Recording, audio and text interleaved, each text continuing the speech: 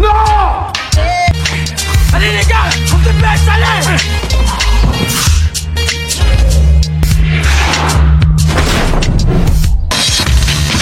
C'est tout!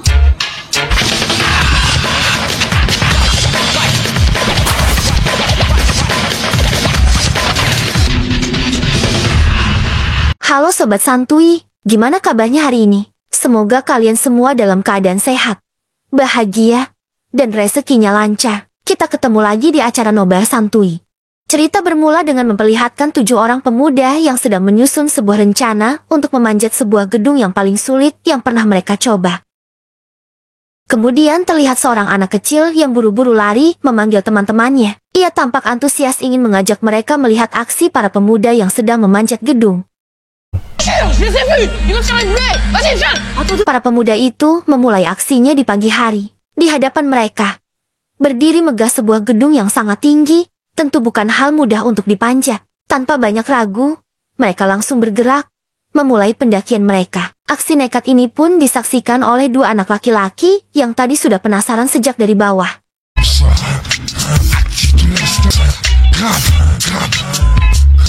Salah satu warga yang tinggal di gedung itu langsung menghubungi polisi. Ia tampak tidak senang melihat aksi para pemuda tersebut yang dianggap membahayakan.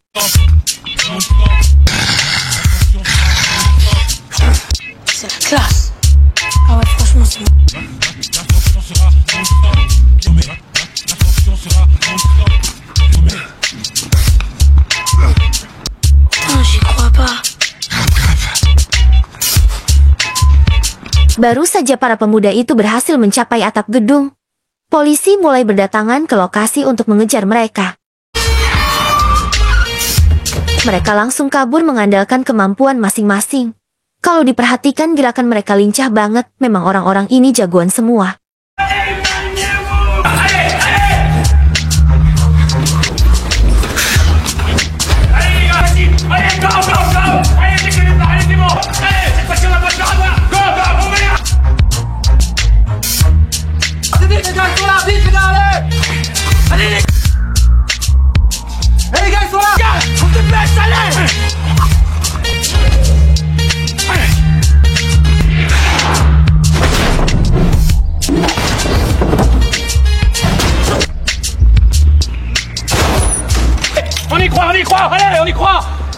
Setelah itu, terlihat seorang polisi senior yang sedang marah-marah. Ia tampak kesal dan segera mengumpulkan beberapa anggotanya untuk memberikan pengarahan. Dia marah karena belum pernah berhasil menangkap anggota kelompok Yamakasi itu. Dalam kemarahannya, ia mulai memperkenalkan satu persatu anggota kelompok itu kepada anak buahnya. Yang pertama bernama Sigmund, seorang pria yang gemar memutar musik dengan volume super keras dan dikenal tak pernah gentar sedikit pun terhadap polisi. Non, mais tu fais pas ça! Non, non, on s'excuse! Non! Yang kedua bernama Tengo, pria lincah yang selalu menari di tempat kerjanya.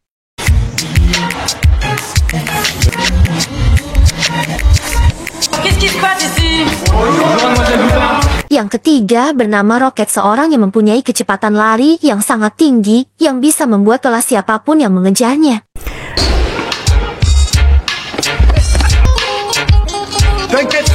Keempat adalah Spider, seorang yang hobinya bergelantungan kayak laba-laba.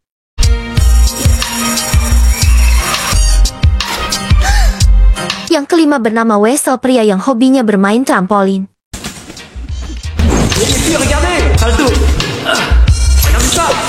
Yang keenam disebut dengan baseball karena dia punya hobi melempar benda seperti melempar bola baseball.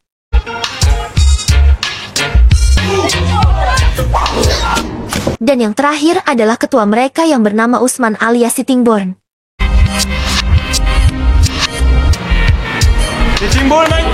Sang pimpinan polisi memberikan perintah tegas kepada seluruh anak buahnya, kelompok Yamakasi harus ditangkap dalam waktu 1 minggu. Aksi-aksi mereka dinilai sudah terlalu meresahkan masyarakat. Avant la fin de la semaine, j'appelle la section spéciale et lundi. Seorang inspektur polisi bernama Asmin mendatangi Usman di tempat kerjanya. Ternyata mereka berdua adalah teman dekat dalam pertemuan itu. Asmin memberikan peringatan kepada Usman agar kelompok Yamakasi menurunkan aktivitas mereka untuk sementara waktu. Karena gerak-gerik mereka sedang diawasi polisi. Asmin juga mengingatkan tentang bahaya pengaruh kelompok itu. anak-anak mulai meniru aksi-aksi mereka.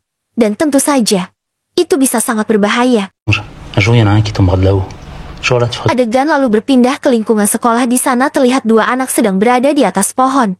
Mereka tampak bersemangat mengajak temannya Jamal untuk ikut memanjat dan bermain. Yamakasi menirukan aksi idola mereka.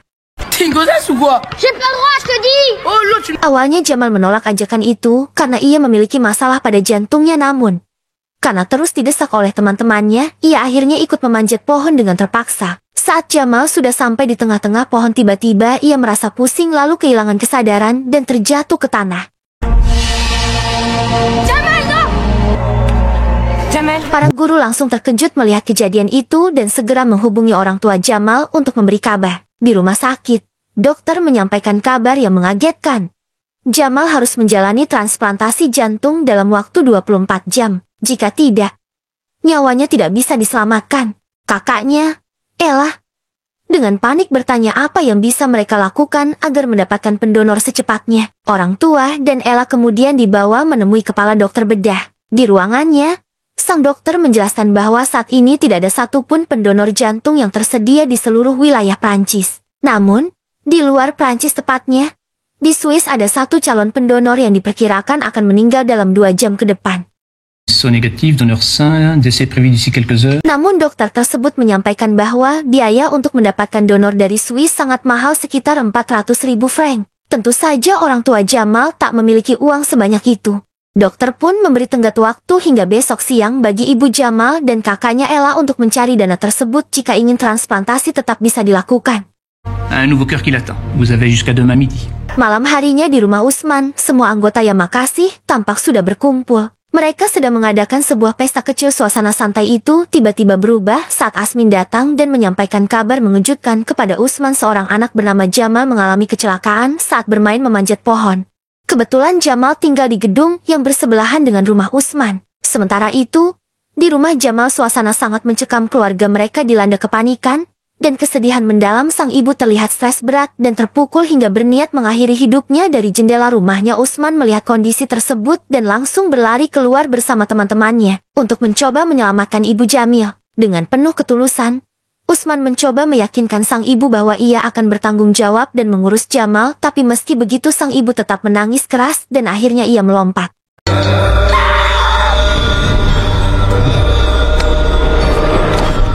Untunglah Usman dan teman-temannya udah berada di posisi yang pas. Jadi mereka bisa menyelamatkan ibunya Jamal. Setelah ibu Jamil dilarikan ke rumah sakit, Ella datang menemui semua anggota Yamakasi dengan emosi yang memuncak. Ia marah-marah dan meluapkan kekesalannya. Ella bingung dan putus asa siapa yang bisa menyelamatkan adiknya Jamal dalam situasi genting seperti ini. Calme-toi. Akhirnya semua anggota Yamakasi dan Asmin sepakat membawa Jamal ke rumah sakit.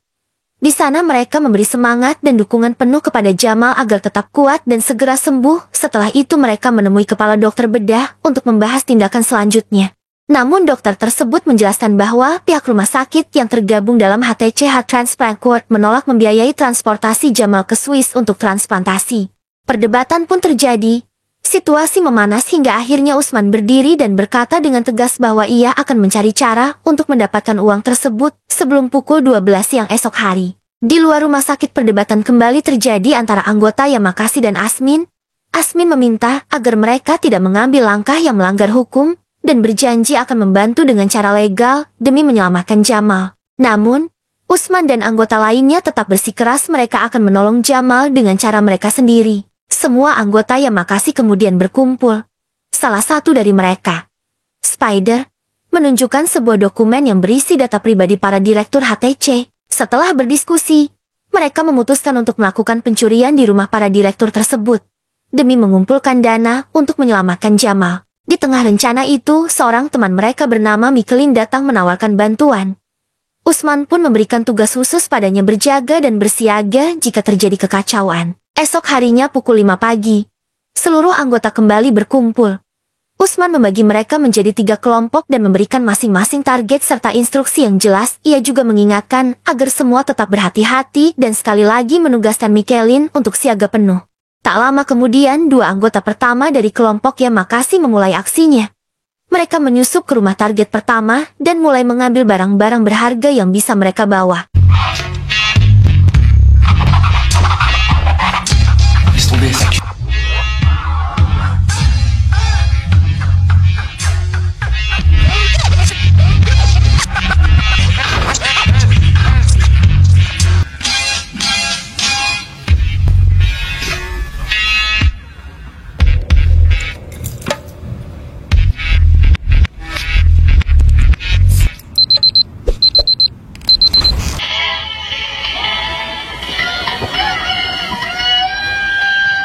Jacques Chirac est arrivé hier à Yaoundé au Cameroun pour le Mereka langsung kabur saat ketahuan sedang berada di bawah kasur. dernier à l'être. Un Concorde volera aujourd'hui. L'oiseau. Allez,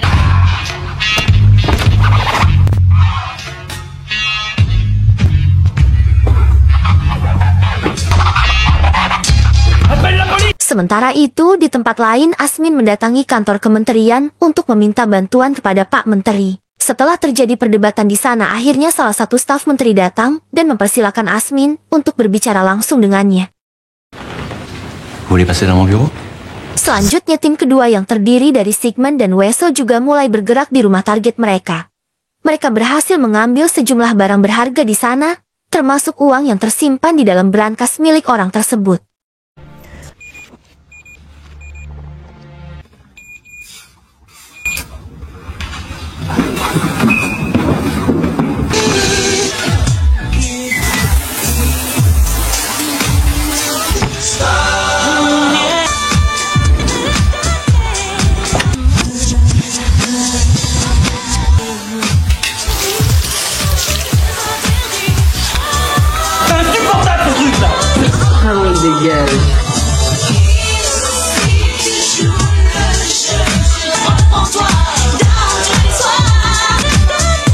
Mortel, où t'as appris ça? Ici un peu.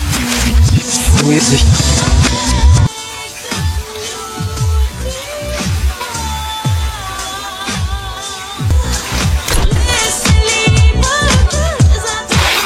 Attends 2 secondes. Asmin tampaknya berhasil meyakinkan staf menteri tersebut. Kelihatannya sang menteri bersedia memberikan bantuannya untuk Jamal. Dengan perasaan lega dan hati yang senang, Asmin pun meninggalkan kantor itu. Sementara itu, tim ketiga yang terdiri dari Usman, Rocket dan Spider telah bersiap menjalankan aksinya di rumah target mereka. Setelah berhasil menonaktifkan sistem alarm, mereka memasuki rumah tersebut, namun tak lama setelah mereka masuk, 2 ekor anjing penjaga muncul dan langsung mengejar mereka. Terjadilah aksi kejar-kejaran sengit antara ketiganya dan anjing-anjing itu.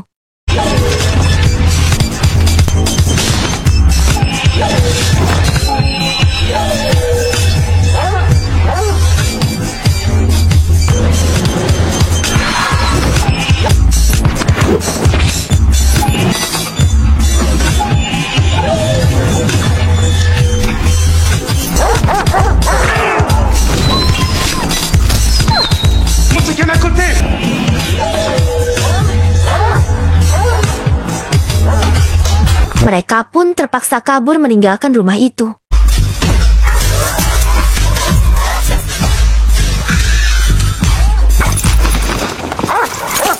Asmin segera menelepon Ella untuk memberitahu apa yang baru saja ia lakukan.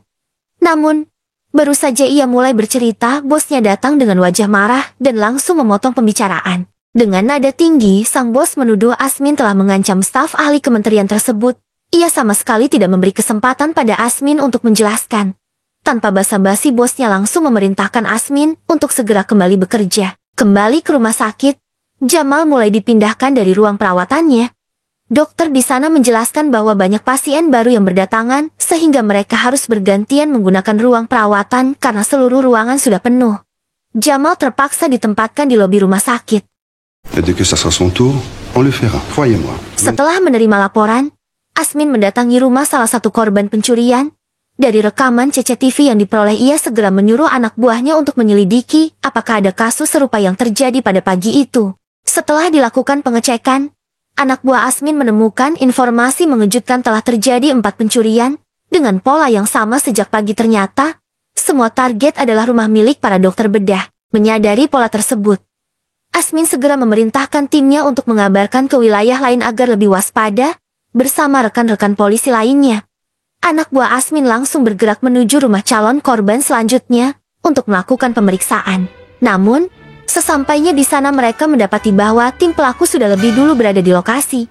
Terjadilah aksi kejar-kejaran seperti permainan kucing dan tikus antara para pencuri dan petugas kepolisian.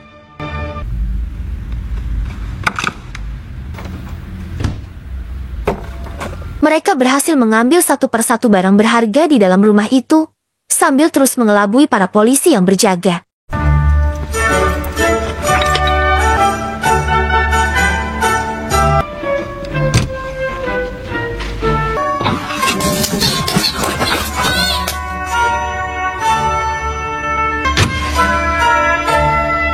Baru saja polisi itu meninggalkan rumah wanita itu, dia langsung berteriak karena telah kehilangan barang berharganya. Je te l'ai allongé, je te l'ai fait crier.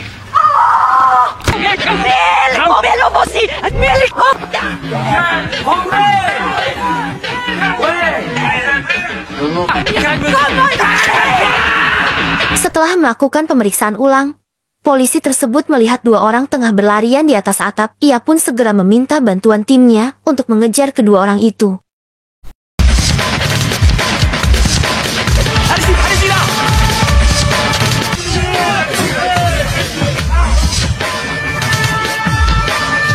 Tango dan Gaspol terus berlari berusaha menghindari kejaran para polisi dengan keterampilan parkur mereka yang sangat mumpuni. Keduanya melompati rintangan dan bergerak lincah dari satu atap ke atap lainnya, meninggalkan polisi yang mencoba mengejar di belakang.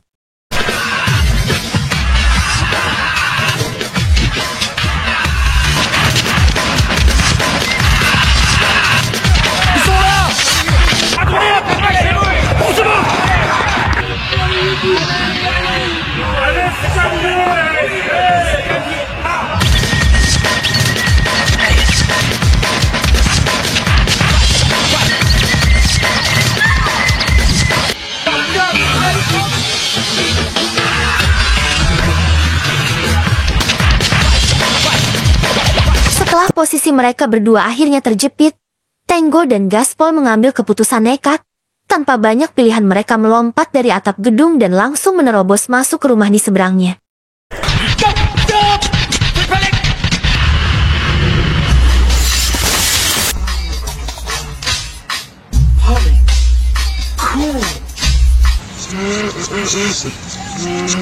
Tepat pada pukul 10 Jamal terbangun dan bilang kepada ibunya kalau dia melihat makhluk halus yang sedang menjaganya. Asmin kemudian mendatangi seluruh anggotanya. Mereka pun berkumpul kembali, suasana memanas saat perdebatan sengit terjadi di antara mereka hingga nyaris berujung pada perkelahian. Namun, perdebatan itu tak menghasilkan apa-apa, hanya menyisakan ketegangan. Akhirnya, tim Yamakasi memutuskan untuk kembali melanjutkan misi mereka. Kali ini, mereka menyasar rumah terakhir dalam daftar target pencurian. Tanpa mereka sadari rumah itu ternyata milik staf ahli menteri, orang yang sebelumnya sempat berselisih dengan Asmin.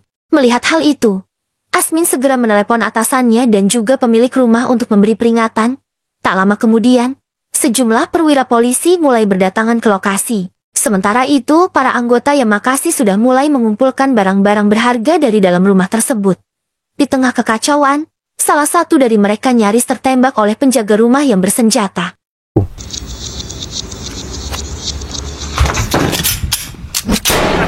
Namun, sebelum sempat melepaskan tembakan kedua, orang itu berhasil dilumpuhkan oleh tim Yamakasi dalam sebuah gerakan cepat dan tak terduga.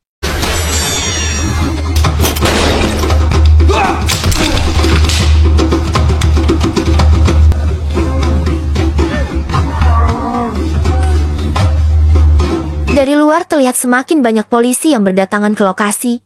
Tak lama kemudian pemilik rumah pun tiba di tempat kejadian, ikut menyaksikan situasi yang semakin tegang. Untuk mempersempit pergerakan tim Yamakasi di dalam rumah, para polisi mulai menembakkan bom asap ke arah bangunan. Kepulan asap tebal mulai memenuhi ruangan membuat para anggota Yamakasi kesulitan bernapas dan kehilangan pandangan.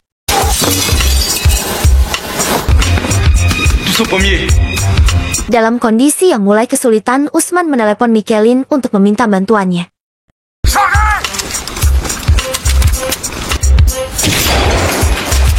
Mereka berusaha untuk menghalangi polisi untuk masuk sambil mencari jalan untuk menuju atap rumah.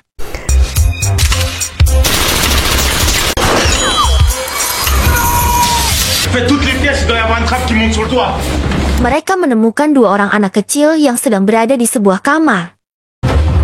On a deux gamins avec nous, bande de bouffons. Alors, Komisaris polisi mulai menginterogasi staf ahli yang merupakan pemilik rumah tersebut. Ia menanyakan dengan nada tegas, mengapa pria itu tidak memberitahu sejak awal bahwa ada anak-anak di dalam rumah. Staf ahli itu mencoba membela diri, namun sang komisaris tidak menerima penjelasannya.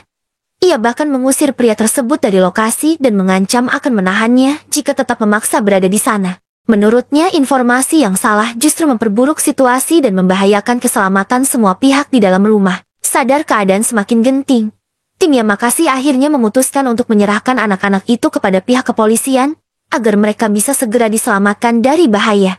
c'est par là, on vous ramener chez vous. Allez, allez. Lalu mereka kembali lanjut kabur menuju atap gedung.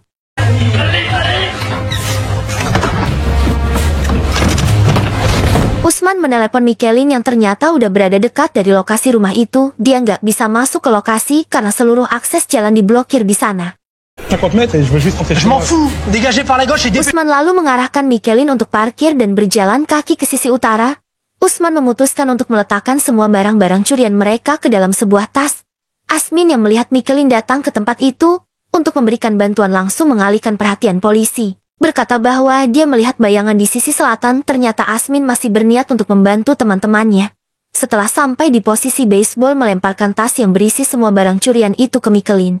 Mikelin berhasil mendapatkannya dan langsung kabur membawa tas itu. Akhirnya semua tim Yamakasi menyerahkan diri mereka. Komisaris polisi berterima kasih sama Asmin karena udah memberikan informasi para pencuri ini.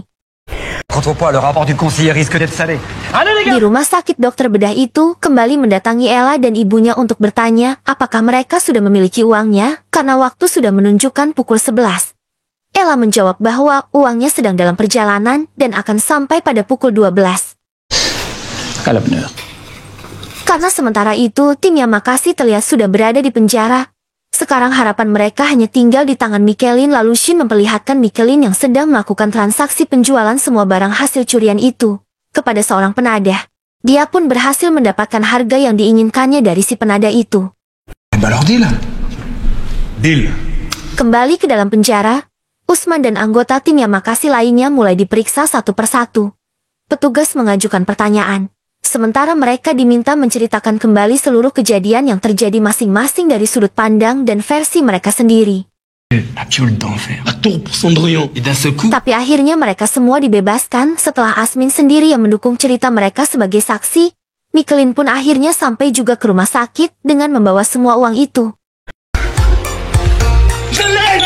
Ella bergegas menyerahkan uang sebesar 400.000 franc kepada dokter bedah. Berharap tindakan itu bisa segera menyelamatkan Jamal, namun respons sang dokter justru membuat suasana memanas dengan dingin.